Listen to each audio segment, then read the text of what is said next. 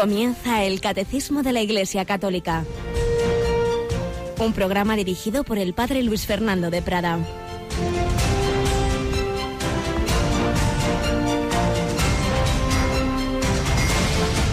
Alabados sean Jesús, María y José. Muy buenos días, muy querida familia de Radio María.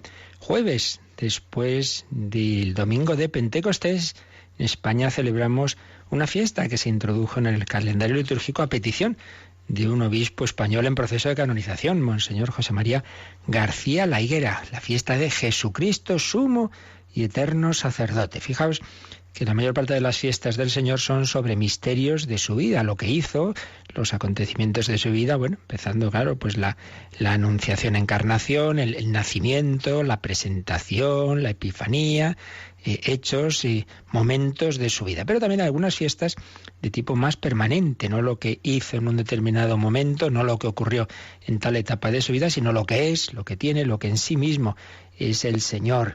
Y ahí tenemos, por ejemplo, Jesucristo Rey, el corazón de Jesús, y hoy Jesucristo sumo y eterno sacerdote. Él es el único verdadero sacerdote, el pontífice, el que hace puentes entre el hombre y Dios. ¿Y cómo lo hace? Por su persona, porque es Dios y hombre, por tanto une a Dios y al hombre, y por su sacrificio redentor. Él ha ofrecido el sacrificio de sí mismo.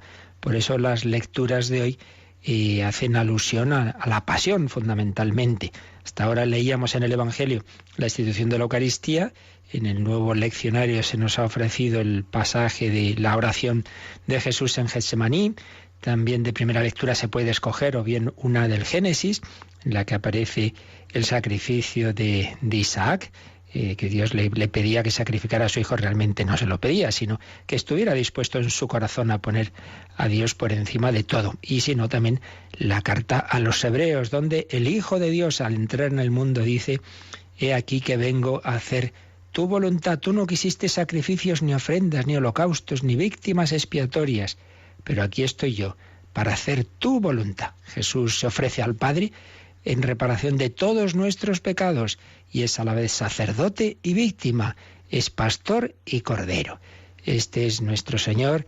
Pues hoy le invocamos, le miramos como nuestro sumo sacerdote y os pedimos, claro, una oración especial por todos los sacerdotes del mundo, porque José María García La Higuera, sobre todo, instituía esta fiesta pues para insistir en la importancia de la santidad del sacerdote, porque es verdad que aunque uno sea muy pecador, sacerdote y celebra la misa, pues ahí se hace presente Cristo y perdona los pecados, pues Cristo perdona, cierto, aunque esté muy personalmente poco unido a Dios ese sacerdote, pero claro, cuanto más unido esté, pues más fruto dará su ministerio, indudablemente. Tenemos con nosotros a Mónica Martínez. Buenos días, Mónica. Muy buenos días, padre, y felicidades por la parte que le toca. Bueno, y por los muchos sacerdotes, ¿verdad?, con los que también colaboramos en Radio María y en las parroquias y en tantos lugares. ¿Tú conocías esta fiesta? Claro, sí, hombre. Lo que no sabía es que no se celebraba en toda la Iglesia. No, porque al ser introducida, ya digo, por este obispo español, pues bueno, nació aquí, puede que se acabe extendiendo, eso ha pasado muchas veces en la historia. Por ejemplo, la fiesta del Corpus Christi, del Corazón de Jesús, empezó siendo local, por lo menos la del Corazón de Jesús ciertamente, al principio se aprueba en determinadas naciones, me parece que Polonia fue una de las primerísimas, y luego ya se extiende a la Iglesia Universal, y probablemente acabe ocurriendo eso, porque es indudable que es algo que falta un poco en el calendario litúrgico. Todos celebramos a Cristo Rey, pues hombre, lo normal es que celebremos a Cristo sumo y eterno sacerdote. Pues nada, vamos adelante, mirando a Jesús, dándole gracias de que Él es ese nuestro Salvador, camino, verdad, vida, el sumo pontífice, sacerdote y víctima, y que nos enseñe también a colaborar con Él, como colaboró en toda su vida este santo misionero jesuita del que estamos hablando en esta primera sección testimonial de nuestro programa, el Padre Segundo Llorente.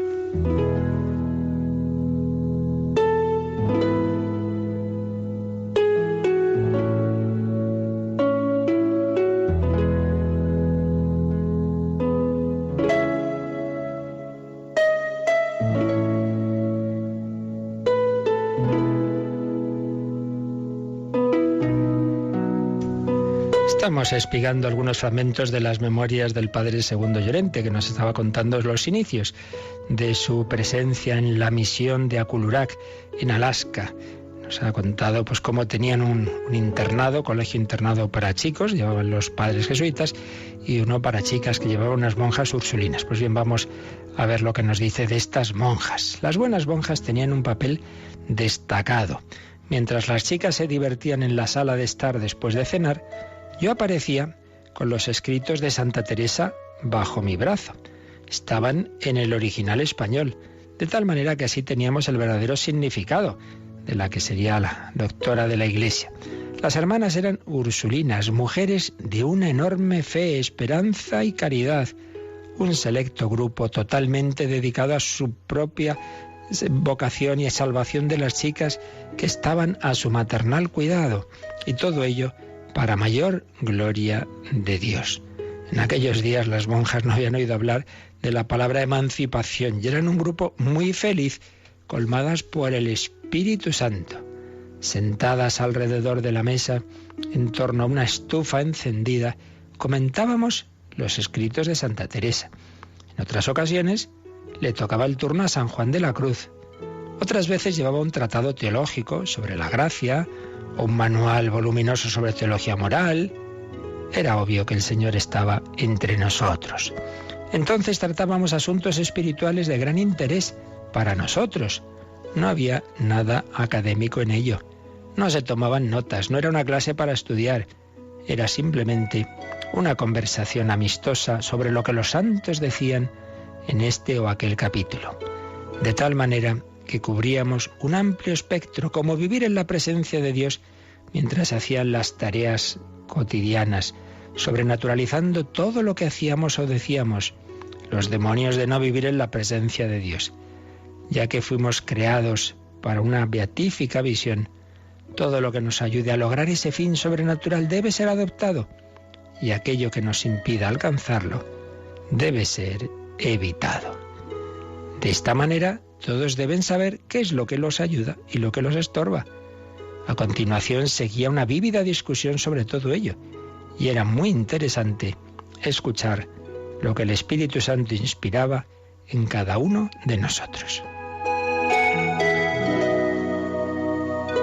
Pues podemos sacar ya de aquí también varias enseñanzas para nuestra vida. Una, la importancia de la lectura de los santos, la lectura espiritual. Ojalá pudiera ser como hacían aquí, reuniéndose y comentando, pero si no, pues cada uno de nosotros, con el consejo de un buen sacerdote, director espiritual, confesor o persona formada, pues qué libros nos pueden más convenir. Obviamente uno pues es el que aquí tratamos, el catecismo, pero luego hay tantos libros de formación de distinto tipo, unos más teológicos y otros más vivenciales, las vidas de los santos y obras de ellos, como aquí cita las obras de Santa Teresa y San Juan de la Cruz, no son quizá para todos los paladares, las hay más sencillas, pero siempre hay alimentos espirituales para cada uno. Y otro aspecto importante, estamos hechos para Dios, para contemplar a Dios. Entonces dice, todo lo que nos ayude a acercarnos a ese fin, hay que hacerlo. Y lo que nos separe, hay que evitarlo. Es lo que San Ignacio de Loyola pone en el principio fundamento de sus ejercicios espirituales. Las cosas de este mundo, tanto debemos usarlas, acercarnos, tenerlas o no, cuanto nos acerquen a Dios, tanto debemos evitarlas, cuanto nos separen de Él. Es lo que se llama la regla del tanto cuanto. Hasta qué punto este aspecto, esta obra, esta diversión, esta amistad, pues tanto cuanto te acerque a Dios o tanto cuanto te separe de Él, debes tomarla o dejarla. Así iban caminando estos misioneros en Alaska tras una dura jornada de trabajo con esos niños, niñas y todas las personas de la misión. Era también el momento de esas conversaciones, tertulias espirituales. Otras veces, seguimos las memorias del Padre Llorente, leíamos a San Juan de la Cruz, que nos enseñaba mucho acerca de la oración, de las largas visitas al Santísimo. La cuestión era saber cuánto tiempo nosotros gastábamos en nuestra vida activa en estar arrodillados o sentados en la capilla. En primer lugar, a menos que uno ya arda en el amor de Cristo, siempre hay 1001 excusas para no hacerlo, para ir a la capilla. Y es cierto que cuando nos enfrentamos a una alternativa, el Señor siempre pierde. Siempre hay 1000 cosas que hacer antes que estar en la capilla orando. Y finalmente no lo hacemos. Pero si llega la inspiración de ir a la capilla y estar con el Señor, entonces una vez allí, de nuevo vuelven a surgir las excusas y las alternativas. Y finalmente nos vamos de la capilla para hacerlas. La cuestión es también qué hacer en la capilla cuando se está solo, ya que la imaginación nos puede llevar a 1.000.000 de leguas de allí. Santa Teresa se quejaba de que la imaginación era la loca de la casa, es decir, la parte de locura que llevamos siempre dentro de nuestro ser. ¿Y si se reza un rosario o se lee un libro espiritual? No, no es ese el asunto. El asunto es que hay que sentarse en un banco, con nuestras manos confortablemente sobre nuestras rodillas, relajarnos, tomar posesión de todo nuestro ser, cerrar los ojos o mirar al altar y estar inmersos en la presencia de Dios. Si entonces la imaginación intenta despistarnos, has de decirte a ti mismo que no lo vas a permitir, que estás de guardia. Estás velando ante la puerta del palacio del rey en el tabernáculo, como un centinela guarda la entrada. Pues de nuevo otra enseñanza importantísima para todos, no solo para un misionero, para un sacerdote religioso, nuestro tiempo de oración. ¡Ay, que hay tanto que hacer! Tanto que hacer. Y en lo mucho que tienes que hacer no entra el estar con el Señor, con el Salvador, con el que se ha quedado la Eucaristía. Entonces, ¿para qué está el sagrario? ¿De adorno? Ay, es que con tantas tareas, bueno, la primera tarea es esa. Es como si un esposo o una esposa dijera, uy, tengo tanto que hacer, no puedo estar nunca con mi marido, con mi mujer, pues mal asunto, mal va ese matrimonio. ¿Y tú, cristiano, cuánto tiempo estás con Jesucristo? 1000 excusas para no ir a la capilla. O vamos y enseguida hay esto, lo otro, tal, bum, me voy. Hombre, tranquilízate, relájate, y ya se hará todo, tiempo y para todo. ¿Cuánto tiempo dedicas a la oración? El que necesites para centrarte en el Señor, que luego te va a ayudar a hacer durante todo el día todo lo que tengas que hacer. No te preocupes, que Dios no se deja ganar en generosidad. Pues así se lo pedimos, vivir este día en su presencia, alimentar nuestra alma con la lectura espiritual y con la oración.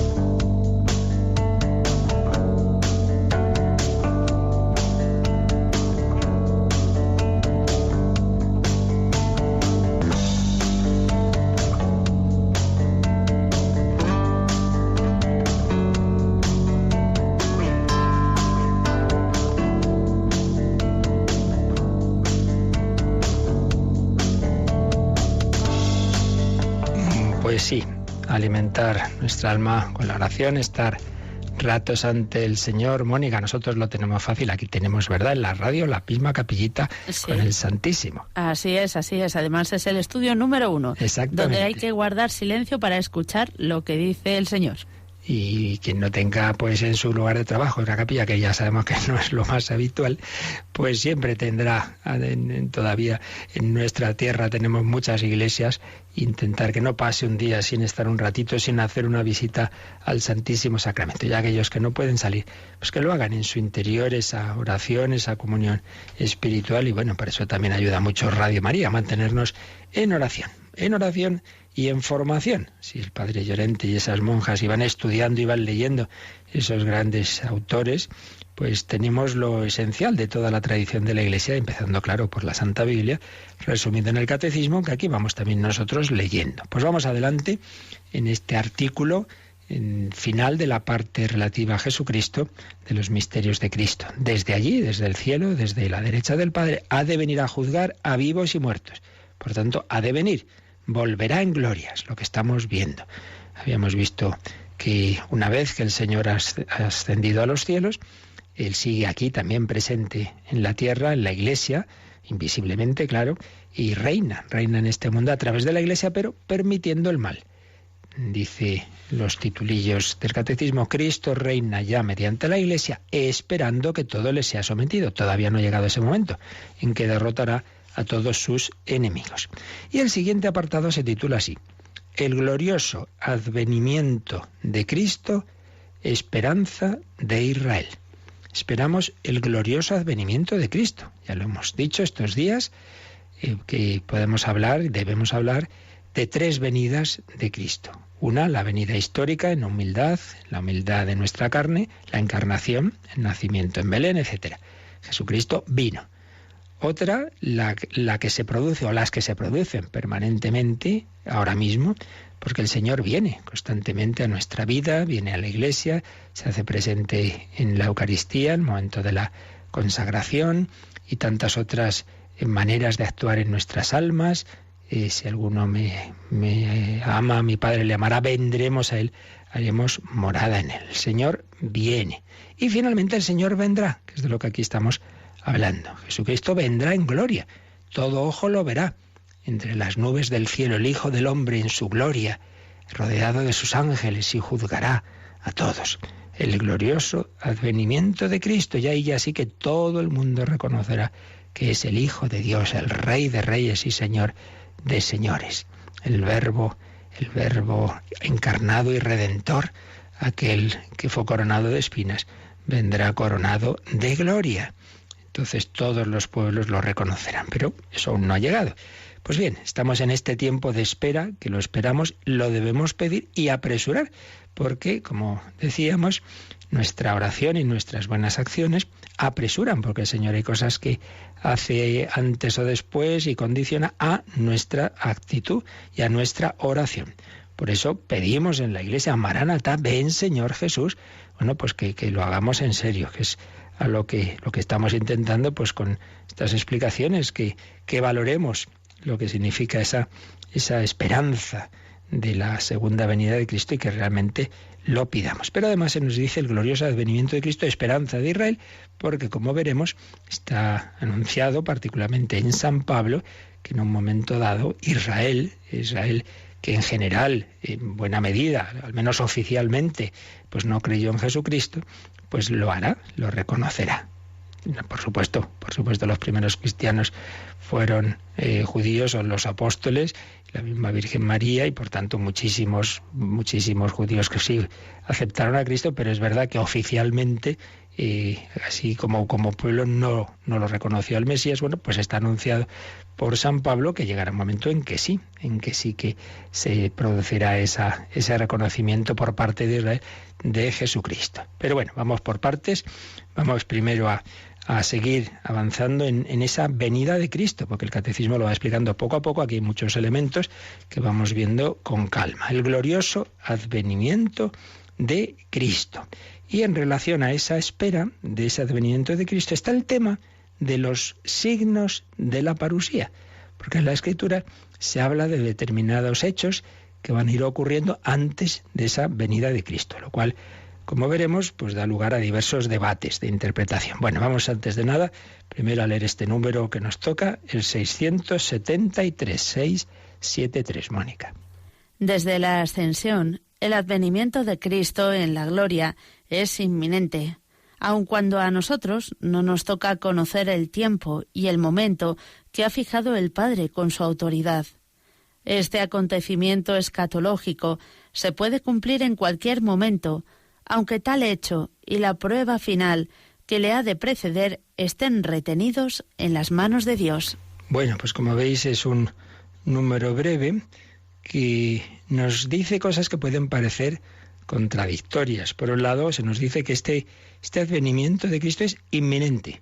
Y es que ya hemos dicho que realmente hemos entrado en la última etapa de la historia. Claro, lo que pasa es que esa etapa puede durar 20 siglos que llevamos desde que Jesús anuncia todo esto, o puede durar 30 o puede pasar mañana. No lo sabemos. Pero en cualquier caso ya hemos entrado en esa última etapa. Es inminente, pero no sabemos cuándo será, y por eso se nos cita este texto que ya leímos de cuando están los apóstoles con Jesús, pues en una comida, Jesús resucitado, ya poco antes de su ascensión, y preguntan, ¿es ahora cuando vas a restaurar el reino de Israel? Y entonces el Señor le dice, no os toca a vosotros conocer el tiempo y el momento que ha fijado el Padre. No andemos, que mucha gente le encanta esto de hacer cábalas, ahora será esto, lo otro, aquí dicen que va a pasar tal cosa, que no. Y entonces sigue diciendo el catecismo, esta venida de Cristo, este advenimiento, este acontecimiento se puede cumplir en cualquier momento,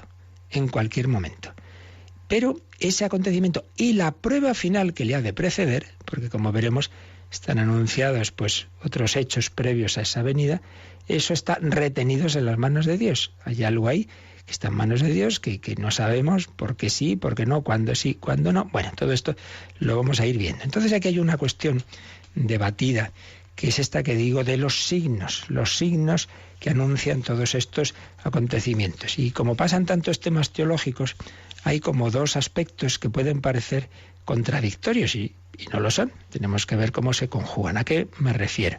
Pues que, por un lado, decimos que hay una serie de signos que aparecen tanto en discursos escatológicos de Jesús como luego en otros libros, en otras cartas del Nuevo Testamento, que nos hablan de cosas concretas. ¿Cuáles son? Que van a ocurrir antes de esa venida de Cristo. Pues dejando aparte elementos de tipo apocalíptico como catástrofes naturales, etcétera, que ya veremos cómo se puede interpretar, pero aparte de eso hay tres signos claros, que son que el Evangelio se predicará en todo el mundo, llegará el Evangelio al mundo entero, la conversión de Israel, que acabamos de mencionar, y la aparición y éxito del anticristo. La predicación del Evangelio universal al mundo entero, la conversión de Israel y la acción del anticristo. ¿Dónde están aquí los problemas y el debate? Pues que por un lado se dice, bueno, pues si el Señor y la Escritura habla de estos signos, pues para algo están, ¿no? Si se han dicho que van a ser, pues serán. Entonces, bueno, estemos atentos. Pero por otro lado también el Señor ha dicho que no sabemos cuándo va a ocurrir esa su segunda venida. Entonces el que haya estos signos no puede estar en contra con esa insistencia de Jesús sobre la ignorancia del día y de la hora de la parusía y sobre el carácter inesperado de esta. El Señor quiere sobre todo que estemos siempre atentos. Velad y orad, porque no sabéis el día ni la hora. Entonces, hay autores que interpretan esos signos pues simplemente como una exhortación a la vigilancia, que implique una actitud de atención a cualquier posible señal. Mira, pues vemos que el Evangelio está llegando al mundo entero, pues esto ya es que se ha cumplido o se está cumpliendo ese signo, por tanto hay que estar preparados. Bueno, pues entonces hay aquí estos dos aspectos. Por un lado, hay unos signos, pero por otro lado no es fácil interpretarlos, por tanto en cualquier momento puede cumplirse, puede ocurrir la parusía. Algún teólogo, como Rahner, decía que estos signos tienen un sentido de condición previa ante quan non, es decir, que luego por lo que sí sabremos es que no se va a dar la parusía antes de que se cumplan estos signos, tienen que cumplirse, pero luego desde que se cumplan más o menos hasta la parusía, pues a saber cuánto tiempo puede pasar. La misma gradualidad, además, del cumplimiento de esos signos en algunos casos puede impedir la plena certeza en la afirmación de que se hayan ya cumplido esos signos o no. Vamos a leer de nuevo este número del catecismo, pero lo vamos a hacer con los textos bíblicos concretamente que aquí se citan.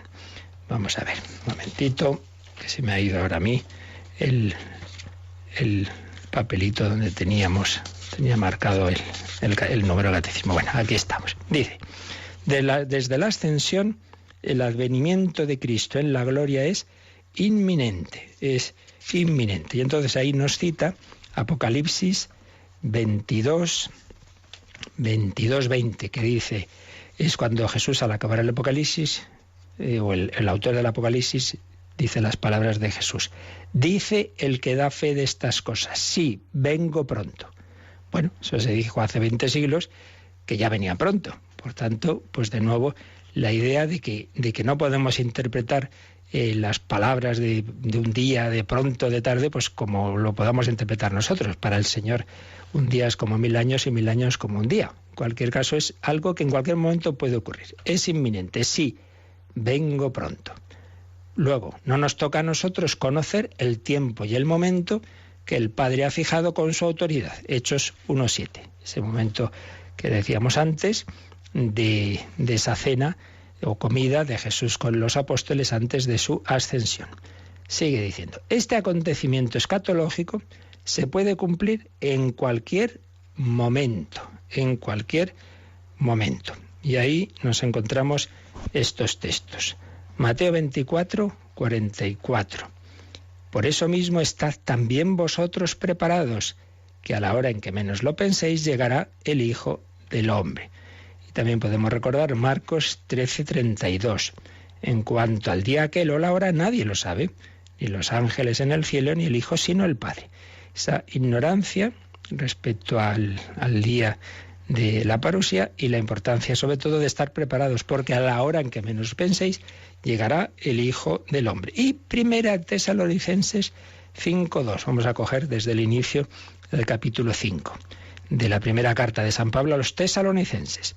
Acerca del tiempo y del momento, hermanos, no necesitáis que os escribamos, porque vosotros mismos sabéis perfectamente que el día del Señor vendrá como ladrón en plena noche.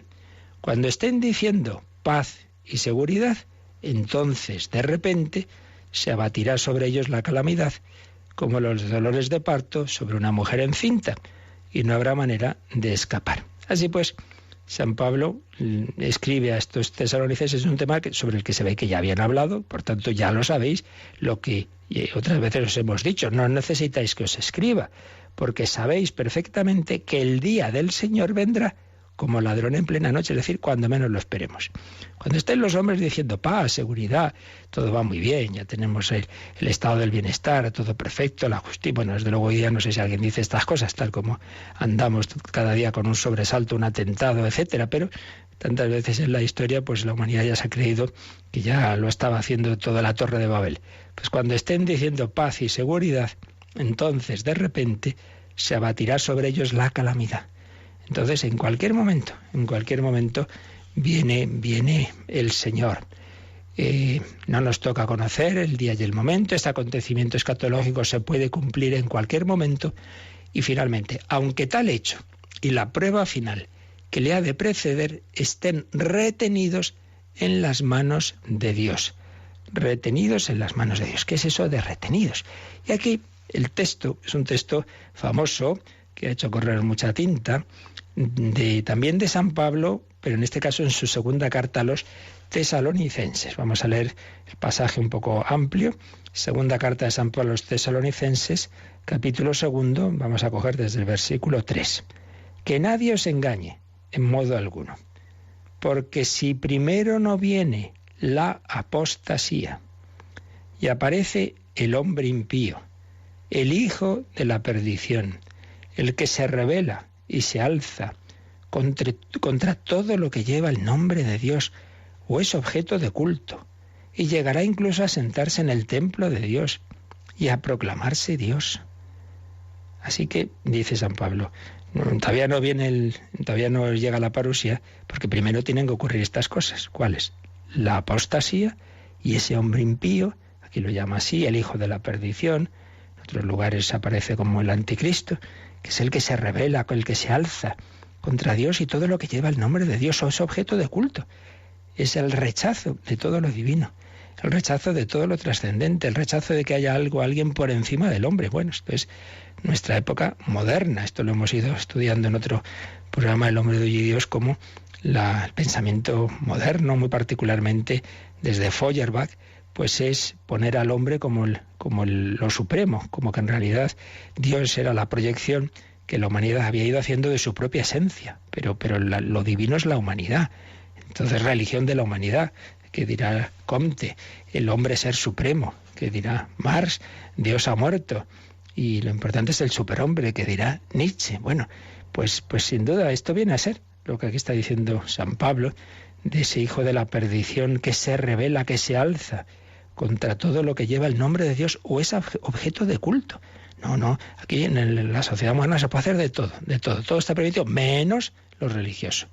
Todo se puede hacer, todo se puede decir, todo se puede emplear el dinero público en los medios de comunicación, en la educación de cualquier cosa, menos en lo que tenga que ver con Dios. Entonces eso se rechaza, todo lo que es objeto de culto. Y llegará, sigue diciendo San Pablo, ese hombre impío, a sentarse en el templo de Dios y a proclamarse Dios. Esa divinización del hombre. Y bueno, es verdad que eso en otro grado y de otra forma ya se producía en su tiempo con el emperador, el César romano, pues se había divinizado. Y por eso pues exigían a los cristianos poner al César por encima de Dios. Pues no puede ser. Sigue diciendo San Pablo, ¿no os acordáis de que os hablaba de estas cosas cuando estaba todavía entre vosotros? Aquí en la carta escribe, pero de esto habían hablado. Ahora ya sabéis lo que le retiene hasta que aparezca en su momento. Aquí vemos por qué el catecismo habla de esa expresión retenido en manos de Dios. Todos estos acontecimientos están retenidos. San Pablo dice que todavía no está actuando, todavía no ha llegado ese momento de actuación de ese hombre impío, de ese anticristo, porque hay algo que le retiene. Entonces, ¿a qué se refería? Aquí, como os decía, ha corrido mucha tinta.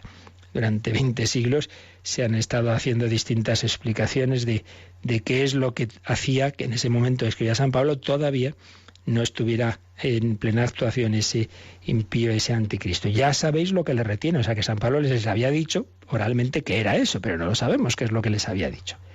Porque el misterio de la impiedad está ya en acción, está en acción. Todavía no ha llegado ese momento de plena actuación, pero está en acción.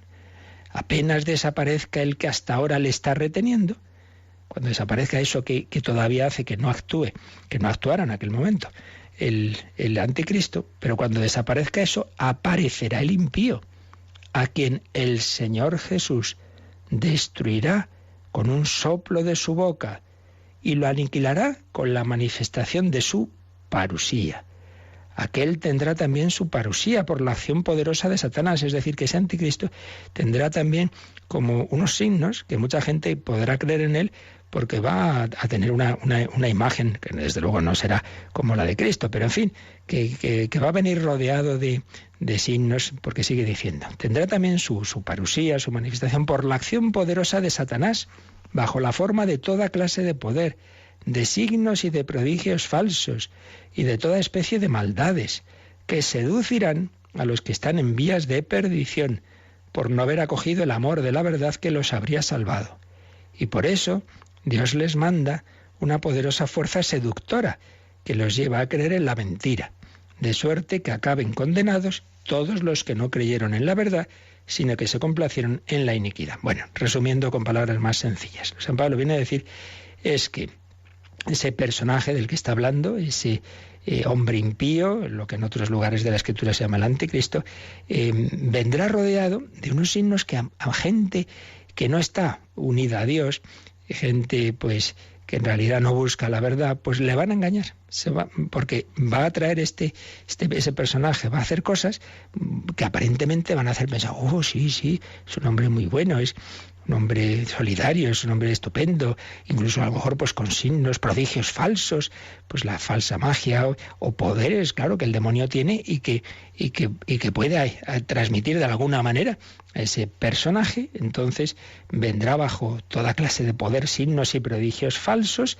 que seducirán a los que están en vías de perdición, las personas que no están realmente unidas a Cristo, que no están llenas del Espíritu Santo, se van a engañar y la seducción de los hechos, de estos falsos prodigios del anticristo, les van a llevar a engaño y van a creer en él. Es lo que viene a decir San Pablo en este texto extraño, que como veis trata de cosas misteriosas, que no hay que centrar nuestra vida en estas cuestiones, pero hay que saberlas, porque si están la Escritura será para algo, claro, si Dios ha dicho estas cosas. Pero no lo olvidemos nunca, que esto no nos quite el sentido fundamental de nuestra fe y de nuestra esperanza. ¿Y cuál es lo definitivo? Pues lo que también ha dicho San Pablo, que no os preocupéis, porque en cuanto aparezca ese impío, el Señor Jesús lo destruirá con un soplo de su boca y lo aniquilará en la manifestación de su parusía. Es decir, que en cualquier caso no son dos dioses del mismo nivel, como en el maniqueísmo, ¿no? en las religiones en que hay un Dios bueno y un Dios malo. Hombre, no, solo hay un Dios que se ha hecho carne en Cristo. Todo lo demás son criaturas a las que Dios deja actuar al demonio y deja actuar a aquellos que son de alguna manera instrumentos suyos, pero deja hasta donde deja. Todo está en manos del Señor. Jesucristo se dejó matar, sí, pero luego resucitó y está a la derecha del Padre. Pues también Jesucristo deja que maten a los cristianos, deja que nos persigan, deja que haya muchas cosas malas, sí, bueno, deja hasta donde deja, pero volverá y triunfará. Esa es nuestra esperanza y eso es lo importante, no quedarnos con el agobio de qué pasará de esto o del otro, sino saber que algún día vendrá. Pedimos al Señor que aumente nuestra fe y nuestra esperanza.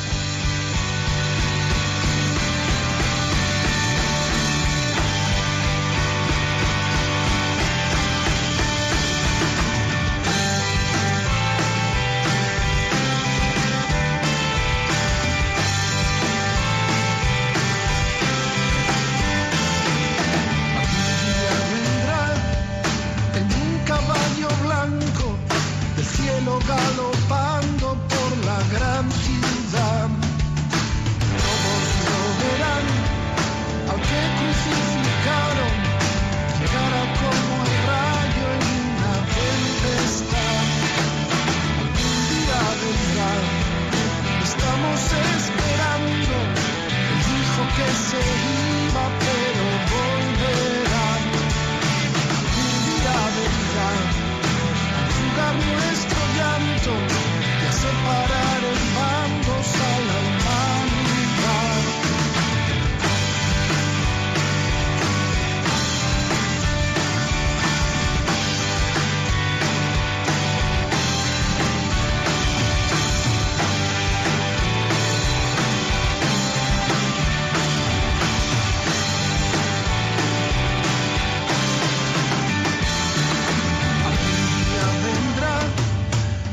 No tarde tanto, deshará los engaños el que es la verdad.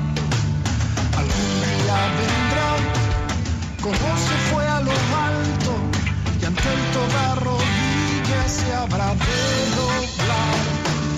Algún día vendrá y salvará a los santos y volverá al malvado con su iniquidad.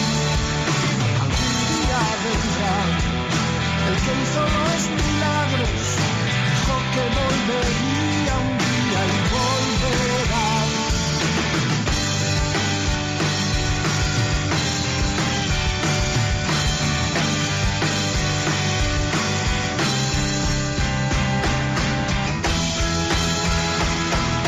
Algún día vendrá, quizás no tarde tanto, deshará los engaños el que es la verdad. Algún día vendrá, como se fue a lo alto, y ante él toda rodilla se habrá de doblar. Algún día vendrá y salvará a los santos y volverá al malvado con su iniquidad. Algún día vendrá el que hizo los milagros, dijo que volvería un día y volverá.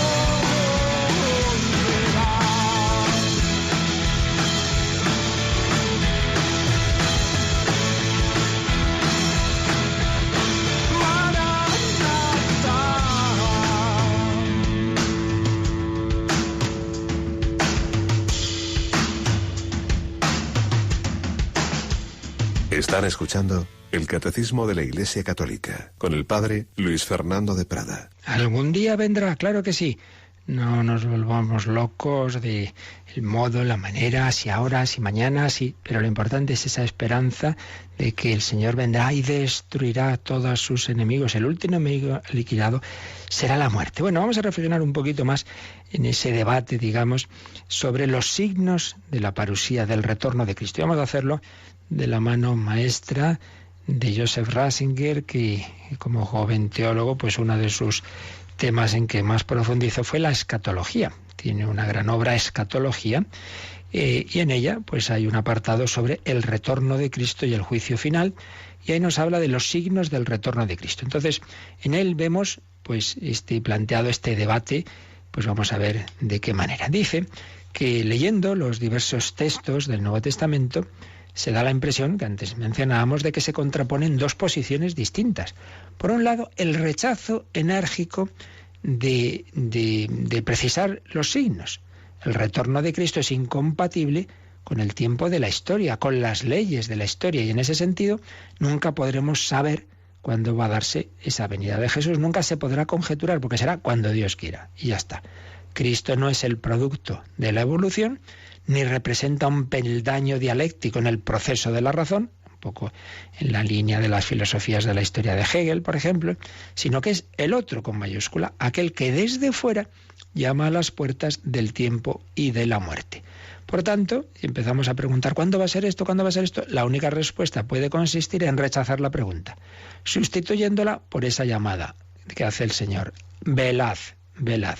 Dejaros de tantas preguntas y estar preparados. Esta sería una postura totalmente basada en el Nuevo Testamento. Pero dice, a esta postura parece que se contrapone una corriente tradicional también fuerte, que habla de signos que denotan el retorno de Cristo. Entonces, señalaba Joseph Ratzinger que el gran teólogo y escriturista que fue Jean Danielou, el cardenal Danielou, veía en esto también la supervivencia de dos líneas distintas en la esperanza del Antiguo Testamento. También algo así viene a explicar el cardenal Sembon en su Cristología, que estas dos líneas sobre la esperanza de la segunda venida de Jesús ya se habían dado en la esperanza de la primera venida de Jesús, del Mesías. ¿Por qué? Pues porque en el Antiguo Testamento, por un lado, se esperaba a un Mesías humano, pero por otro lado se esperaba un cambio radical de la historia a causa de una intervención directa y propia de Dios. Entonces vamos a ver qué pasa, que el Mesías va a ser un hombre simplemente que nacerá de nosotros o vendrá de Dios. Bueno, pues las dos cosas. Porque una vez que ya hemos conocido al Mesías, que es Jesucristo, que es Dios y hombre verdadero, pues las dos cosas serán verdad. Por un lado, que nace de la raza humana, nace de María, no cae del cielo, nace de María, pero por otro lado, nace de lo alto, porque viene de Dios. Jesucristo obra a Dios y como Dios, de un modo inmediatamente divino. Y en él actúa Dios como hombre, en una mediación histórica, las dos cosas a la vez. Por tanto, Cristo es a la vez, con dos palabras griegas que usaba Danielou, telos y peras. Telos, es decir, la plenitud de todo lo real, plenitud incompatible con el curso temporal del mundo y de la historia. Pero es también peras en griego, es decir, el final cronológico de este tiempo. De manera que su venida, la venida de Cristo, es al mismo tiempo la acción exclusiva de Dios, para la que no hay correspondencias históricas, pero es también la liberación del hombre, que no se da gracias al hombre, pero tampoco sin su propia contribución, por lo que ciertamente no se puede calcular la llegada de esa liberación, pero sí se pueden ver signos de ella. Bueno, como veis, son aquí matices muy finos. En este sentido sí, en este no. Pero aquí ya vemos una cosa muy bonita, interesante. Y es la relación, siempre en toda ciencia y en la teología también hay que relacionar todo, ¿verdad? Pues la relación entre cristología y escatología. Cristo es Dios y hombre. Es Dios, entonces ahí hay algo que nunca vamos a controlar, pero es hombre. En ese sentido, pues sí, algo más de nuestro lado, por así decir. Bueno, pues también la escatología. ¿Será cuando Dios quiera? Será cuando Dios quiera. Pero también hay unos signos que el mismo Señor nos ha dicho. Entonces analiza Joseph Ratzinger un poquito esos signos del fin mencionados en el Nuevo Testamento. En primer lugar, el discurso escatológico de Jesús en Marcos 13. ¿Qué signos aparecen ahí? La aparición de que habrá pseudomesías, habrá diversos mesías falsos. La aparición de pseudomesías, guerras por todo el mundo, terremotos y hambre, persecución de cristianos y lo que llaman la abominación de la desolación. La abominación que por la construcción de la frase y por los textos de Daniel utilizados, decía Ratzinger, se ha de entender en el sentido de una persona, de un sujeto que profana el santo del templo de Israel. Entonces, fijaos, esto es el discurso escatológico de Jesús en Marcos 13. Señales precursoras de que está cerca el fin de la historia y la parusía, que habrá falsos mesías, que habrá guerras, terremotos y hambre, persecución de cristianos y esta expresión un poco misteriosa, la abominación de la desolación en el lugar santo. Y positivamente hablando, estos son signos negativos, y los positivos, ¿cuáles son? Los que antes decíamos, de que antes tiene que anunciarse el Evangelio a todos los pueblos, ante todo eso, y luego recordemos también la conversión de Israel. Luego, las imágenes de catástrofes que se presentan después, dice Joseph Ratzinger, pertenecen a la descripción de la parusia. Esto lo dejamos para después. Y luego, en los demás escritos del Nuevo Testamento, esto era en el discurso escatológico de Jesús en Marcos 13. Lo que he dicho yo de los judíos no está ahí, esto lo he añadido yo. En los demás escritos del Nuevo Testamento aparece la figura del anticristo.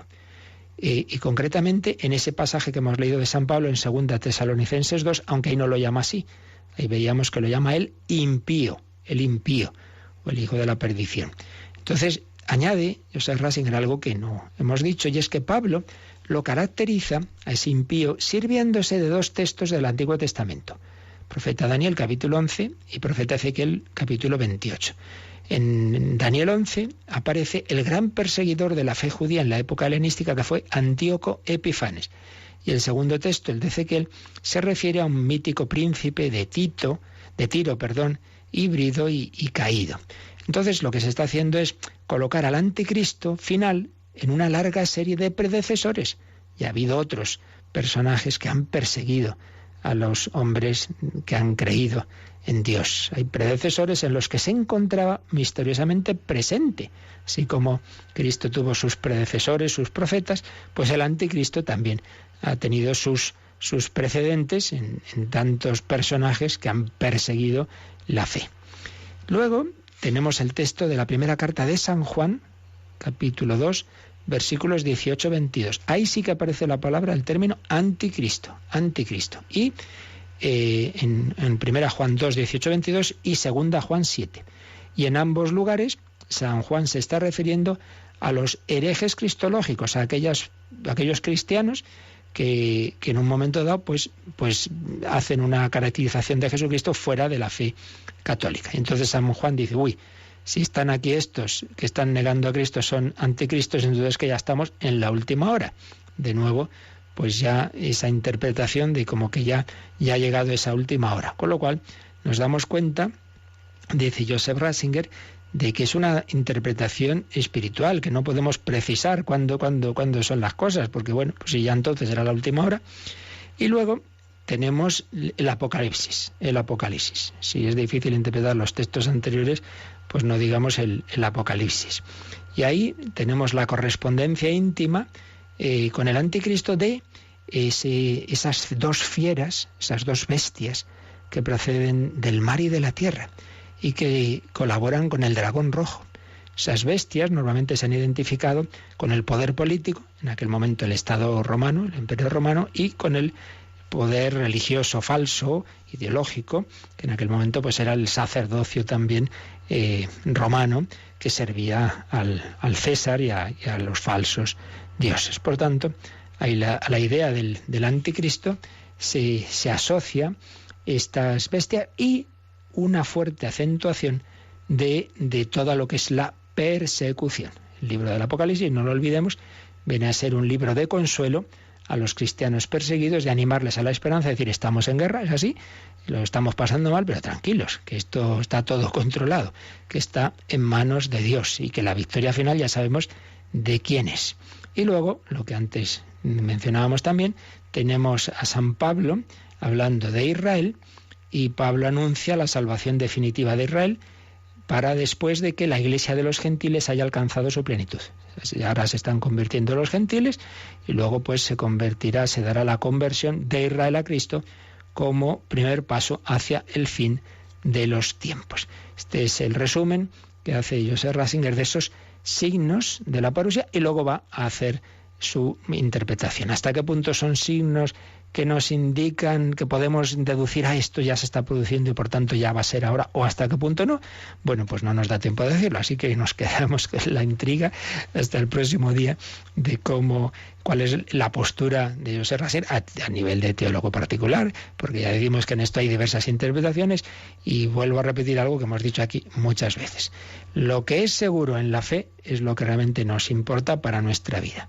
Las cosas que el Señor no nos las ha dejado totalmente claras es pues porque no son esenciales. Lo esencial es, en este caso concreto, que hay que estar siempre preparados, que no hay que asustarse, que hay persecución, la ha habido, la hay y la habrá, que siempre ha habido también falsas personas dentro de la Iglesia, pues que le están haciendo juego al demonio, que bueno, pues que todo eso se da así, que hay trigo y cizaña mezclados y que no hay que preocuparse, que hay que estar atentos y simplemente que saber que con mucha esperanza, porque el Señor vendrá, el Señor volverá, el Señor vencerá a todos sus enemigos. Y lo que hay que hacer es orar y vivir nosotros pues como debemos. Como en cualquier momento puede darse nuestro propio fin, no del mundo sino de mi vida, y también en cualquier momento puede darse la parusía, en cualquier momento el Señor vendrá. Estemos preparados, velad y orad, porque el momento que menos lo penséis llega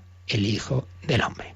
Pues así lo hacemos, lo meditamos, invocamos a Jesucristo, Rey, sumo y eterno sacerdote, y estos últimos minutos de oración y reflexión también quien quiera puede aprovecharlos para alguna consulta.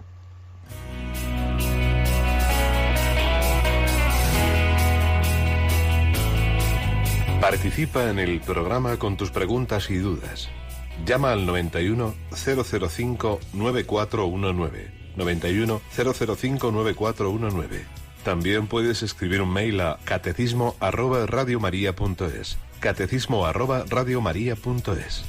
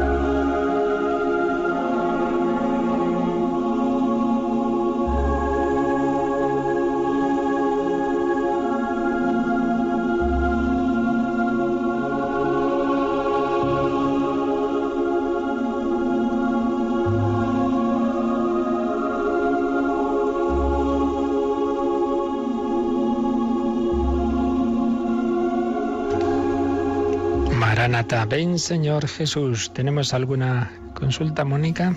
Así es, padre. Nos ha llamado Pilar desde Valencia y nos cuenta que desde pequeña tiene muy arraigado, que le decían en su familia, que una de las señales de la parusía sería que no nacerían niños. Y nos pregunta que si eso es verdad o bueno. Pues la verdad es que en la escritura de tradición eso no aparece en ningún lado.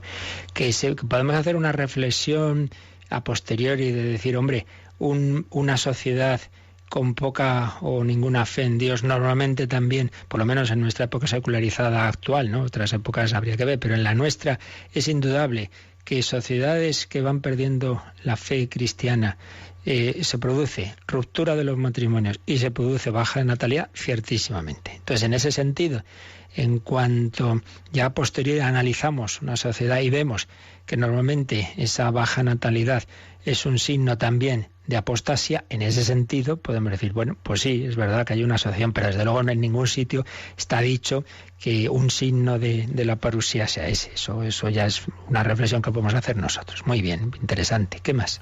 También nos ha llamado Jaime desde Tenerife y nos hace una pregunta que, si bien no tiene que ver mucho con el tema que está tratando ahora, dice que ¿en qué momento de la Eucaristía se hace referencia a la resurrección del Señor? Bueno, en bastantes, pero explícitamente, por ejemplo, nada más producirse la consagración, fijaos, la primera fórmula de aclamación que se nos propone es: este es el misterio de la fe. ¿Qué decimos? Anunciamos tu muerte, proclamamos tu resurrección. Ven, Señor Jesús. Pero es que luego, en la plegaria eucarística, al celebrar este memorial de la muerte y resurrección de tu Hijo, si uno se fija un poquito, verá que está presente en bastantes momentos. Bueno, porque claro, ¿quién está celebrando la misa? Cristo resucitado, no hay que olvidarlo. Es decir, no matamos a Cristo en la misa. Se hace presente de una manera incruenta, misteriosa, que eso ya hay distintas explicaciones de cómo, el sacrificio de Cristo, pero en definitiva es Cristo resucitado, el que está a la derecha del Padre, el sumo y eterno sacerdote que celebramos hoy, el que hace presente su sacrificio. Pero por lo menos esas dos expresiones ahora me vienen a la mente sin más. Una, anunciamos tu muerte, proclamamos tu resurrección, ven, Señor Jesús, y luego en las plegarias eucarísticas, por lo menos hay una en la que decimos celebrando el misterio de tu muerte, de tu resurrección, etcétera. Pues ahí, si se fija uno un poquito en las posibles oraciones, aparece esa resurrección de Cristo y, en último término, como digo, de trasfondo de toda la celebración, porque es el Señor el Jesucristo resucitado, el que celebra y el que recibimos en la comunión. Obviamente, no recibimos un cadáver, recibimos a Cristo vivo, Cristo resucitado y vivo. Muy bien, no es cualquier duda, ya lo decimos, que no se la quede uno ahí, que no tenga reparo en preguntar. Eso así, de esta manera concreta, pues porque a veces recibimos correos de 37 preguntas y bien, estos son para un centro de teología a distancia, que no podemos responder a millones de cosas, pero sí en este sentido, pues para esto, en estos programas, en el Compendio del Catecismo, Monseñor Munilla, etcétera, pues no os quedéis con esas dudas teológicas. Pues nada, a pedir al Señor que este jueves sacerdotal, jueves de Cristo sumo y eterno sacerdote, una oración especial por la santidad de todos los sacerdotes os pedimos. La bendición de Dios Todopoderoso, Padre, Hijo y Espíritu Santo, descienda sobre vosotros. Alabado sea Jesucristo.